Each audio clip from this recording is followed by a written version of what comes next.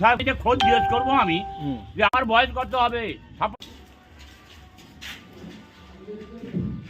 বলুন এসআর নিয়ে কি বলবে বলুন। কি বলার আছে, গোটা দেশ যদি সমস্যায় বলে মন্ত্রী পাল্টে যাবে। মন্ত্রী পাল্টে যাবে, তাছাড়া আর কোনো অপশান নেই।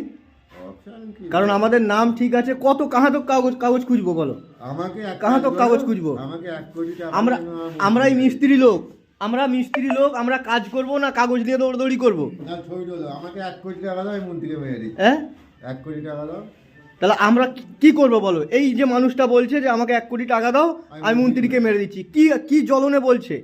এই যে একটা লেবার 300 টাকার লেবার, সে কাহা তো এই কাজ ছুটি করে বাজারে বাজারে ঘুরবে, বারবার 4 বার কবার কাগজ ফিরে এসছে। আমরা 10,000 কমিয়ে দিলাম, তাহলে 10,000 কম 1 কোটি দেবে, আমি মেরে দিচ্ছি।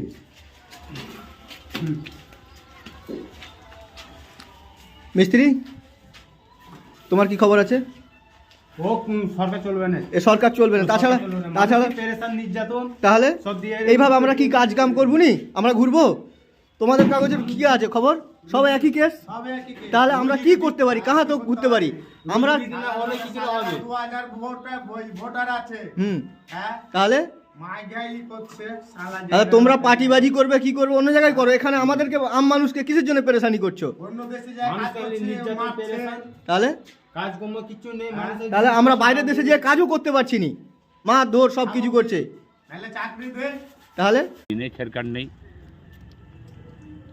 হ্যাঁ 10টা দাদার পাস হয়ে গেছে, 10টা 45 একটা এসছে। চাচা আরেকবার কিছু বল। কেন ছবি